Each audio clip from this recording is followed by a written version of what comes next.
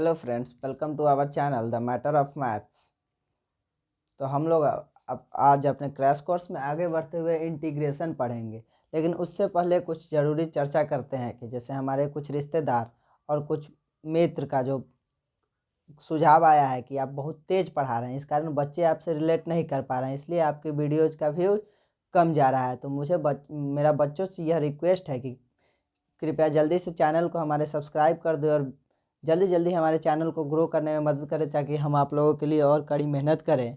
और इसी बात के साथ हम शुरुआत करते हैं। और जैसे कि क्रैश कोर्स है, अगर हम फाउंडेशन बैच में हम लोग पढ़ेंगे तो धीरे धीरे पढ़ेंगे, लेकिन क्रैश कोर्स में अगर हम धीरे धीरे पढ़ेंगे तो हमारा क्रैश कोर्स जो है 15 जनवरी तक कंप्लीट नहीं होगा और हमारा एग्ज़ाम का प्रिपरेशन अच्छे से नहीं हो पाएगा। तो इसलिए हम लोग क्रैश कोर्स में थोड़ा तेज़ चलते हैं। तो चलिए शुरुआत करते हैं।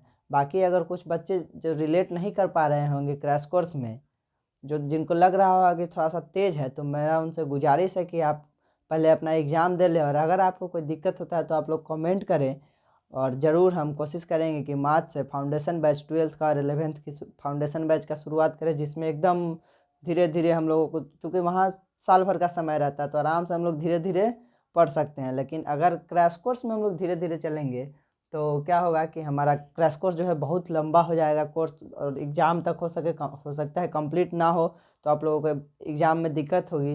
तो इसलिए हम लोग थोड़ा तेज़ चलते हैं। और बोर्ड पर पहले ही आप लोग वीडियो में देखते होंगे, पहले बोर्ड पर लिखा हुआ आता हो, क्योंकि अगर वीडियो में कंटिन्यू लिखेंगे फिर समझाएंगे तो उसमें बहुत टाइम लगेगा। तो इसलिए क्या करते हैं, वीडियो को छोटा करने के लिए पहले लिख दिया जाता है और फिर हम आपको समझाते हैं। तो चलिए शुरुआत करते हैं इंटीग्रेशन। तो अगर सबसे पहले तो इंटीग्रेशन होता क्या है, व्हाट इज इंटीग्रेशन?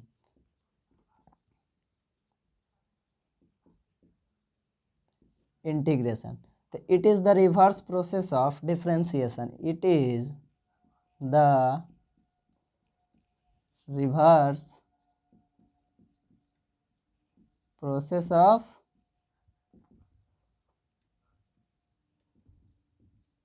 डिफरेंशिएशन। इससे पहले हम लोग डिफरेंशिएशन पढ़ चुके हैं, लेकिन चलिए जरा सा समझते हैं डिफरेंशिएशन किसे कहते हैं। तो किसी भी फंक्शन को, दो फंक्शन को या तीन जो फंक्शन का कॉम्बिनेशन रहता है, जैसे differentiation of sine x plus cos x, sine x plus cos x दे दिया रहता है बाई डी एक्स। तो डिफरेंशिएशन में हम लोग क्या करते हैं कि सेपरेट करते हैं अलग अलग। Differentiation of sine x by d x अलग, plus differentiation of cos x by d x अलग करते हैं। और इंटीग्रेशन में क्या होता है कि डिफरेंशिएशन में हम फंक्शन को तोड़ देते हैं दो अलग अलग पार्ट में, या दो पार्ट का और तीन पार्ट का। और इंटीग्रेशन में क्या कहते हैं, डिफरेंशिएशन का मतलब हुआ किसी भी चीज़ को तोड़ना, और इंटीग्रेट करना कहने का मतलब कि किसी भी चीज़ को जोड़ना। तो इंटीग्रेशन का जो मतलब होता है, it is the reverse process of differentiation. Differentiation में हम लोग किसी भी चीज़ को तोड़ते हैं, और इंटीग्रेशन में क्या करते हैं, इंटीग्रेट करना। जैसे नाम से ही क्लियर हो रहा होगा, इंटीग्रेट करना मीन्स कंबाइन करना या जोड़ना। इंटीग्रेट मीन्स कंबाइन या ऐड। तो this is the sign of, अब इंटीग्रेशन का सिंबल क्या होगा, तो this is the sign of integration, sign of integration. अब हम लोग some basic formulas of integration, तो जैसे डिफरेंशिएशन में हम लोग 17 फार्मूला पढ़े, तो उसी तरह से इंटीग्रेशन में भी कितने फार्मूला पढ़ेंगे, 17 फार्मूला पढ़ेंगे। फिर रूल्स ऑफ डिफरेंशिएशन पढ़ेंगे, फिर एडवांस लेवल का डिफरेंशिएशन पढ़ेंगे। तो चलिए आगे अपने वीडियो में जारी रखते हैं उसको।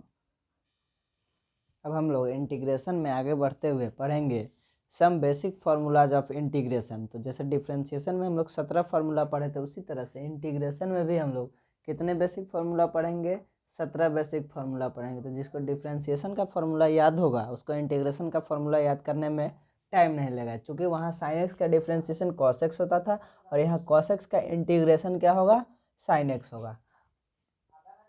और यहाँ इंटीग्रेशन ऑफ साइन एक्स जो होगा माइनस कॉस एक्स होगा। वहाँ क्या होता था, डिफरेंशिएशन ऑफ कॉस एक्स होता था माइनस साइन एक्स के बराबर होता था।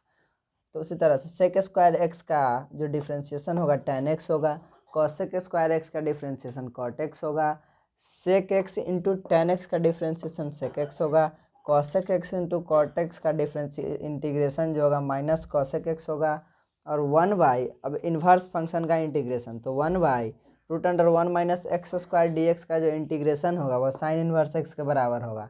और 1/-1/√(1-x² dx का जो इंटीग्रेशन होगा वह कॉस इन्वर्स एक्स के बराबर होगा।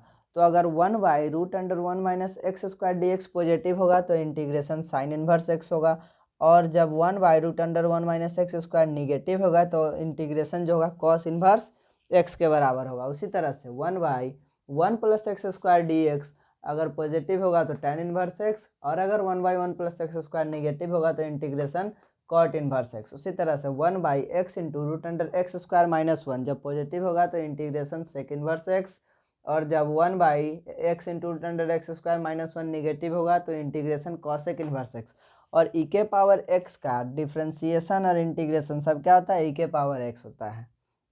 ए के पावर x dx, तो इसका जो इंटीग्रेशन होगा ए के पावर x बाई लॉग ए, यानी कि ए के पावर x अपॉन लॉग ए, और 1/x का जो डिफरेंस इंटीग्रेशन होगा लॉग x होगा। 1/x का difference integration log x, x के पावर n dx।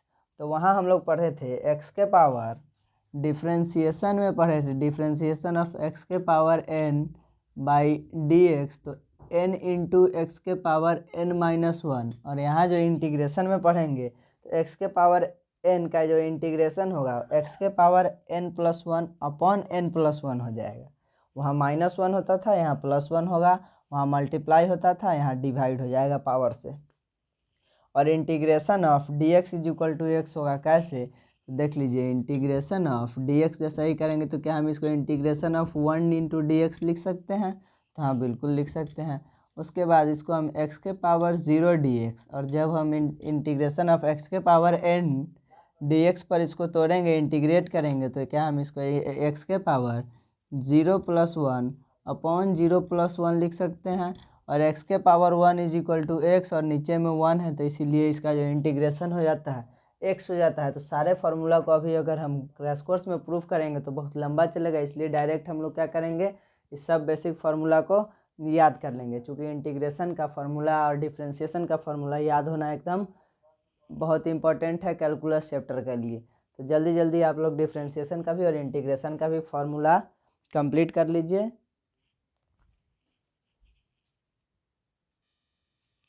अब हम लोग पढ़ेंगे टाइप्स ऑफ इंटीग्रेशन। क्या पढ़ेंगे, टाइप्स ऑफ इंटीग्रेशन। तो there are two types of integration, तो पहला जो होता है, पहला हमारा होता है इंडेफिनिट इंटीग्रेशन।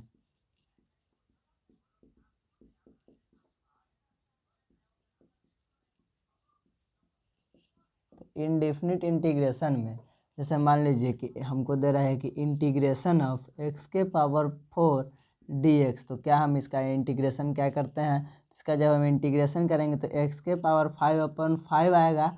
और इंडेफिनिट इंटीग्रेशन में क्या करना है कि बस आंसर आ जाने के बाद +c ऐड कर देना है, यानी कि इसका नोट लिख लीजिए कि इंटीग्रेशन में, इंडेफिनिट इंटीग्रेशन में जैसे ही हमारा आंसर आ जाएगा, तो आंसर आ जाने के बाद आंसर में +c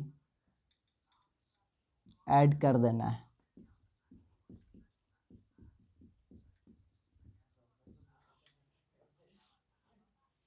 दूसरा जो हमारा होता है डेफिनिट इंटीग्रेशन होता है।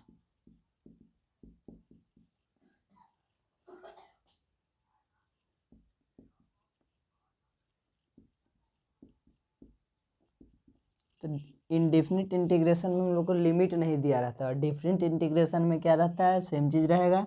बस मान लीजिए कि लिमिट दे दिया कि 0 से π/2 sin x का इंटीग्रेशन, 0 से π/2 sin x का इंटीग्रेशन, या फिर दे दिया 0 से 5, दूसरा एग्जाम्पल 0 से 5 x के पावर 4 dx का इंटीग्रेशन। तो इसी को करेंगे तो इसका आंसर क्या आएगा, x/5 प्लस x के पावर 5/5, और इसको जो हम लिमिट फिर कहाँ लिख देंगे, यहाँ 0 से लेकर के 5 तक, और इसको हम x के जगह पर एक बार 0 और एक बार 5, तो upper limit minus lower limit करते हैं, तो इस तरह से आंसर आता है। इसको हम लोग आगे पढ़ेंगे। तो इसी को बोलते हैं, तो इनडेफिनिट इंटीग्रेशन में हमारा लिमिट नहीं रहता है, तो उसमें आंसर आ जाने के बाद +c ऐड कर देना है। डेफिनिट इंटीग्रेशन में क्या रहता है कि जब भी डेफिनिट इंटीग्रेशन देगा तो विथ लिमिट देगा। क्या देगा, विथ लिमिट देगा। ये अपर लिमिट होता है, ये लोअर लिमिट होता है, इसको अपर, इसको क्या बोलेंगे अपर लिमिट, इसको क्या बोलेंगे लोअर लिमिट। तो इसको जब हम सॉल्व करते हैं तो आंसर जो आता है उसके बाद इसको माइनस करें, upper limit minus lower limit करते हैं, उसके बाद में आंसर निकल करके सामने चला आता है। अब हम लोग आगे बढ़ते हुए पढ़ेंगे method of solving of integration, यानी कि इंटीग्रेशन को सॉल्व करने का कितना तरीका हो जाता है। इंटीग्रेशन को सॉल्व करने का कितना तरीका है, तो इंटीग्रेशन को सॉल्व करने का 3 तरीका है। सबसे पहला बाय ट्रांसफॉर्मेशन मेथड। तो ट्रांसफॉर्मेशन मेथड में क्या करते हैं, ट्रांसफॉर्मेशन मेथड में हम लोग रूप परिवर्तित कर देते हैं। क्या करते हैं, तो ट्रांसफॉर्मेशन मेथड जो होता है हमेशा किस में लगेगा, तो ट्रिग्नोमेट्रिकल फॉर्म जब भी रहे, ट्रिग्नोमेट्रिकल फॉर्म या ट्रिग्नोमेट्रिकल इंटीग्रेशन जब भी रहेगा तो वहाँ ट्रांसफॉर्मेशन मेथड का हम लोग इस्तेमाल करेंगे, चूँकि क्या बोल ट्रिग्नोमेट्री का फॉर्मूला का यूज करके हम उसका रूप परिवर्तित कर देंगे, रूप ट्रांसफॉर्म कर देंगे। जैसे कि अगर इंटीग्रेशन ऑफ tan स्क्वायर होगा तो उसको हम sec स्क्वायर x माइनस 1, तो इसी तरह से उसका रूप परिवर्तित करते हैं। क्या करते हैं, रूप परिवर्तित। तो यह ट्रांसफॉर्मेशन मेथड कहलाता है। सब्स्टिट्यूशन मेथड, सब्स्टिट्यूशन मेथड हमेशा कभी भी दो इंटीग्रेशन या दो फंक्शन कभी भी एक साथ दे दे, दो फंक्शन कभी भी एक साथ गुना या भाग के फॉर्म में रहे, मल्टीप्लाई या डिवाइड के फॉर्म में हो, कभी भी दो फंक्शन मल्टीप्लाई और डिवाइड के फॉर्म में हो तो वहाँ हम लोग सब्स्टिट्यूशन मेथड का यूज करेंगे। और किसी एक फंक्शन को लेट एनी वन फंक्शन भी टी मान लेते हैं और उसके बाद दोनों फंक्शन को इंटीग्रेट करके फिर सॉल्व करते हैं। और तीसरा जो हमारा मेथड होता है बाई पार्ट्स मेथड होता है। बाई पार्ट्स मेथड होता है तो इसमें integration of u into v, यानी कि हमेशा integration of u into v रहेगा, गुना के फॉर्म में रहेगा। तो इसको क्या करते हैं, एक बार u into integration of v d x और minus integration of differentiation of u d x into integration of v d x. कुछ इस तरह से हम इसको सॉल्व करते हैं, जिसको हम आगे पढ़ेंगे।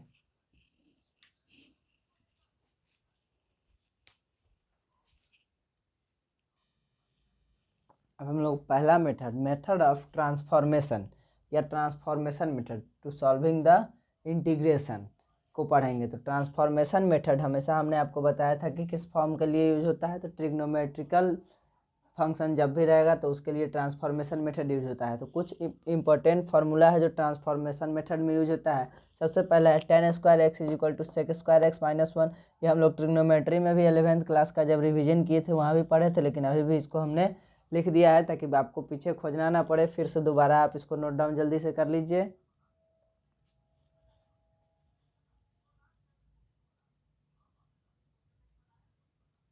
तो ये जो होता है हमारा tan स्क्वायर एक्स बराबर सेक स्क्वायर एक्स माइनस 1 होता है, कॉट स्क्वायर एक्स बराबर cosec square x minus 1 होता है। अब साइन स्क्वायर एक्स जो है, तो sine square x is equal to हम यहाँ ट्रांसफॉर्मेशन मेथड में क्या यूज करेंगे, तो 1/2 into 1 minus cos 2x use करेंगे। क्या यूज करेंगे, 1/2 इंटू 1 माइनस कॉस 2x। और कॉस स्क्वायर एक्स को चेंज करने के लिए 1/2 1 plus cos 2x। Sine square को चेंज करने के लिए 1/2 इंटू 1 माइनस कॉस 2x, और कॉस स्क्वायर एक्स को चेंज करने के लिए 1/2 इंटू 1 प्लस कॉस 2x। अब साइन क्यूब एक्स, तो sine cube x 1/4 3 sine x minus sine 3x, 1/4 3 sine x minus sine 3x। Cos cube x, तो 1/4 3 cos x plus cos 3x plus cos 3x। अब 2 sine A into cos B, 2 sine A into cos B बराबर जो होता है sine A plus B plus sine A minus B. और sine A plus B का क्या formula होता है, साइन ए माइनस बी का क्या फार्मूला होता है, ये सब हम लोग पीछे ट्रिग्नोमेट्री में पढ़े हैं। तो वहाँ से चूँकि सारा फार्मूला यहाँ पढ़ेंगे तो बहुत टाइम लगेगा, इसलिए पीछे से भी हम लोग 11th के फार्मूला का रिवीजन तो सबका रहता ही है, वहाँ से रिवाइज कर लेंगे। तो 2 sine A into cos B के फॉर्म में जब भी रहेगा तो sign A plus B plus sine A minus B के फॉर्म में चेंज कर देंगे। 2 cos A into sine B के फॉर्म में रहेगा, sign A plus B minus sign A minus B के फॉर्म में चेंज कर देंगे। 2 cos A into cos B के फॉर्म में रहेगा तो cos A plus B plus cos A minus B के फॉर्म में चेंज कर देंगे। 2 sine A into sine B के फॉर्म में रहेगा तो cos A minus B minus cos A plus B के फॉर्म में चेंज कर देंगे। अब साइन 2a के फॉर्म में रहेगा तो इसको 2 साइन ए इंटू कॉस है, 2 sin a इंटू कॉस है। जब भी sin 2a मिले तो 2 sin a into cos A में चेंज कर देना है। और 1 प्लस माइनस साइन एक्स मिले, 1 प्लस माइनस साइन एक्स मिलेगा तो इसको क्या करना है, 1 प्लस माइनस यानी कि प्लस रहेगा तो यहाँ प्लस, माइनस रहेगा तो minus, 1 plus minus cos pi by 2 minus x के फॉर्म में चेंज कर देना है, cos pi by 2 minus x के फॉर्म में चेंज कर देना है। और कुछ VVI फार्मूला है यहाँ देख लीजिए। तो 1 माइनस कॉस 2x जब भी आएगा तो उसको 2 साइन स्क्वायर एक्स लिख सकते हैं। 1 माइनस कॉस 2x जब भी आएगा तो उसको 2 साइन स्क्वायर एक्स लिख सकते हैं। और 1 प्लस कॉस 2x जब भी आएगा तो उसको 2 कॉस स्क्वायर एक्स लिख सकते हैं।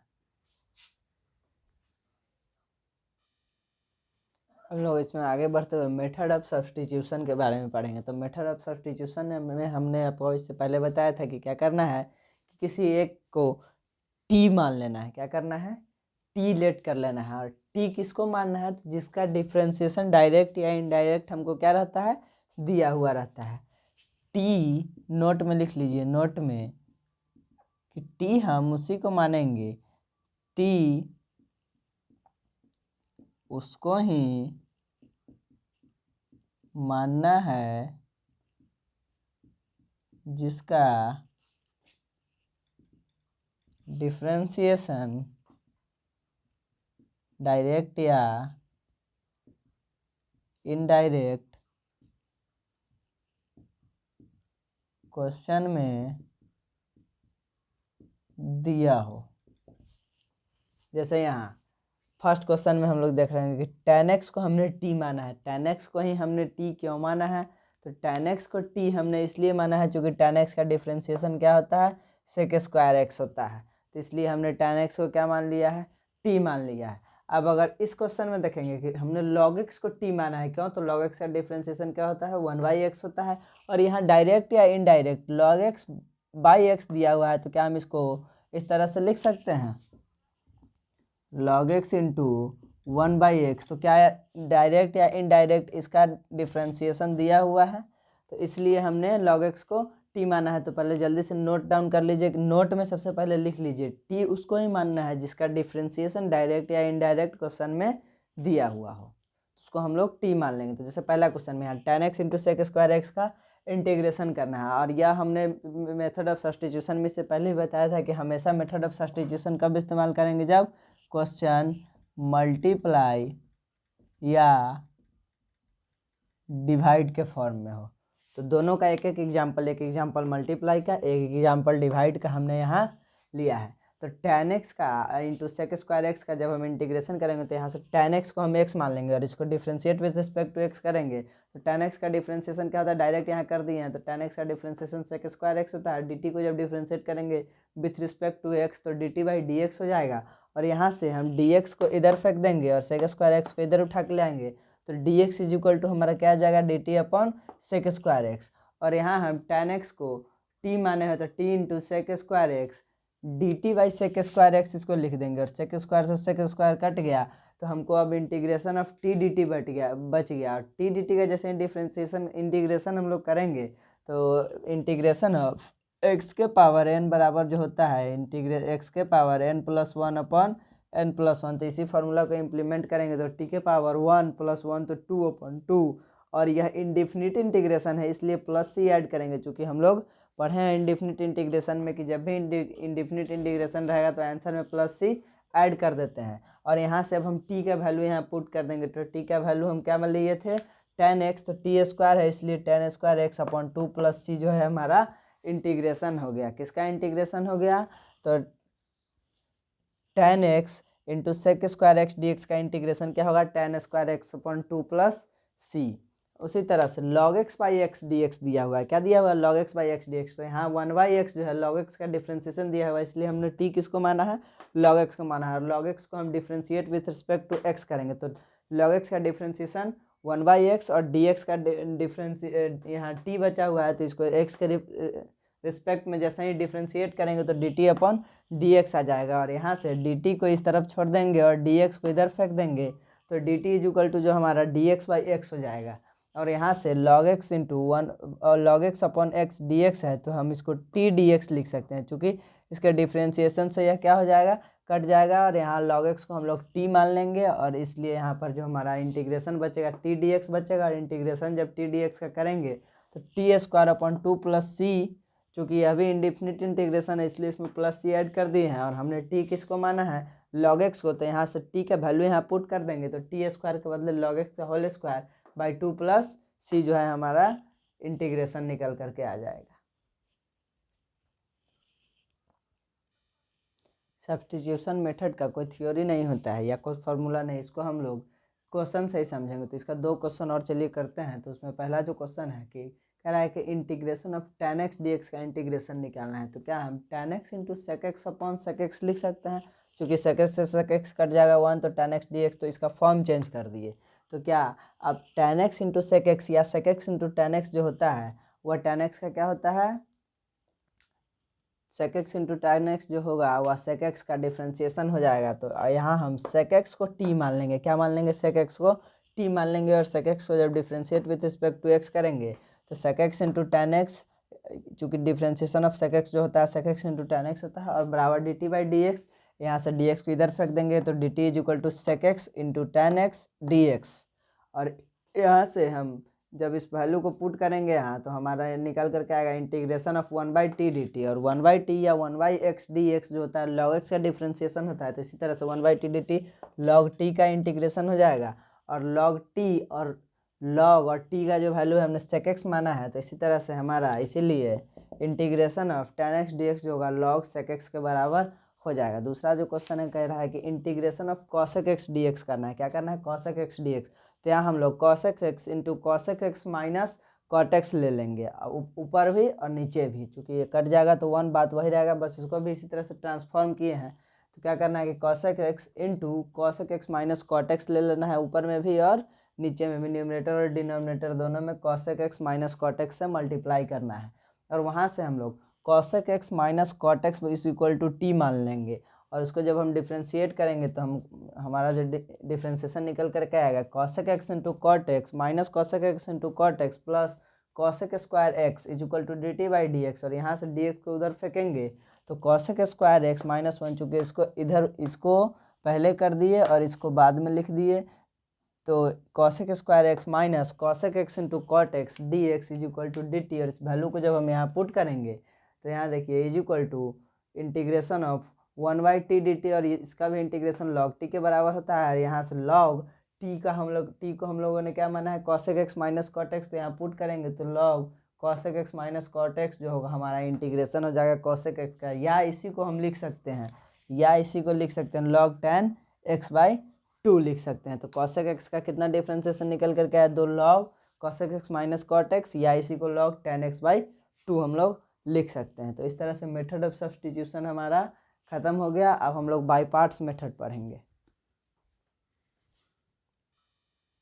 बाई पार्ट्स मेथड का इस्तेमाल हम लोग कब करेंगे, देखिए तीसरा जो हमारा मेथड है बाई पार्ट्स मेथड, तो इसका इस्तेमाल कब करेंगे, जब दो फंक्शन मल्टीप्लिकेशन के फॉर्म में रहे। किस फॉर्म में रहे, जब दो फंक्शन मल्टीप्लिकेशन के फॉर्म में रहे, तो एक फंक्शन को u मान लेना है और एक फंक्शन को v मान लेना है, और उसको कुछ इस तरह से तोड़ना है कि integration of u into v d x के फॉर्म में जब भी रहे तो first function into integration of second function यानी कि v d x minus integration of differentiation of u into integration of v d x into फिर उसका इंटीग्रेशन करेंगे dx। तो अब यहाँ कन्फ्यूजन होता है कि हम u किसको माने और v किसको माने, तो for supposing u we use ILATE rule का हम लोग इस्तेमाल करेंगे। किस रूल का इस्तेमाल करेंगे, आइलेट रूल का हम लोग इस्तेमाल करेंगे। तो देखिए u किसको मानेंगे, तो अगर हमारे फंक्शन में सबसे पहले इन्वर्स फंक्शन आता है, कौन सा फंक्शन आता है, इन्वर्स फंक्शन आता है, तो पहले उसको u मानना है, नहीं तो फिर L फॉर लॉगरिथमिक फंक्शन आता है,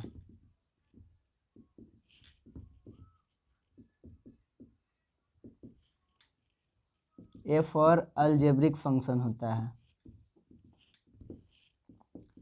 T फॉर ट्रिगोनोमेट्रिकल फंक्शन होता है, और E फॉर एक्सपोनेंशियल फंक्शन होता है।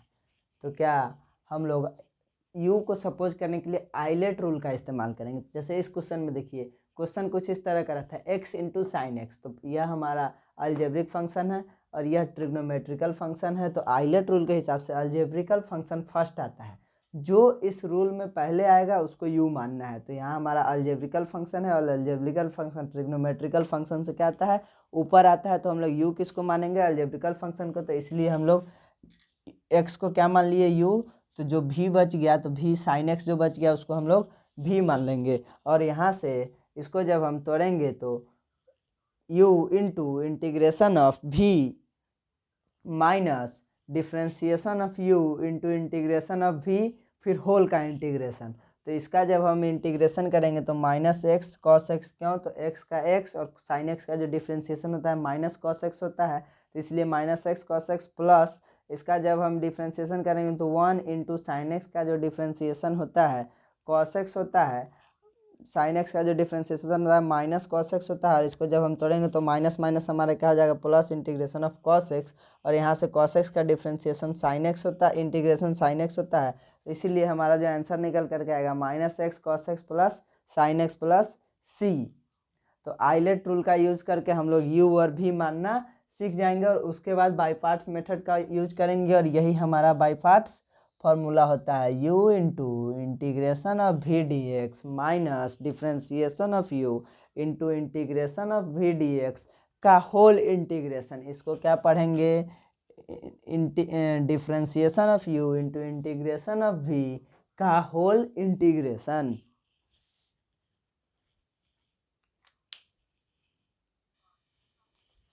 इसी के हिसाब से एक दूसरा एग्जाम्पल हम लोग देखते हैं कि अगर हमको दिया हुआ है कि इंटीग्रेशन ऑफ ई के पावर एक्स कॉस एक्स, तो यहाँ कन्फ्यूजन होता है कि हम लोग u किसको माने और v किसको माने। तो आइलेट रूल के हिसाब से अब कॉस एक्स यानी कि ट्रिग्नोमेट्रिकल फंक्शन पहले आ रहा है, तो हमारा u जो हो गया, u कौन हो जाएगा, कॉस एक्स हमारा u हो गया, और एक्सपोनेंशियल फंक्शन लास्ट में आता है तो v हमारा कौन हो गया, e के पावर x हो गया। और अब हम लोग आराम से इसको बाई पार्ट्स फार्मूला पर क्या कर सकते हैं, सेट कर सकते हैं। तो देखिए सेट करते हैं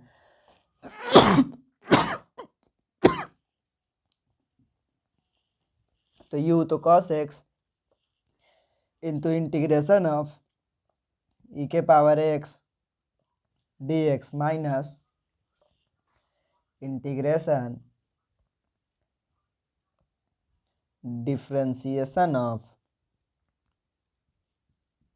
cos x upon d x into integration of e के पावर एक्स का होल इंटीग्रेशन। और इसके बाद इसको तोड़ देंगे तो हमारा आंसर चला आएगा।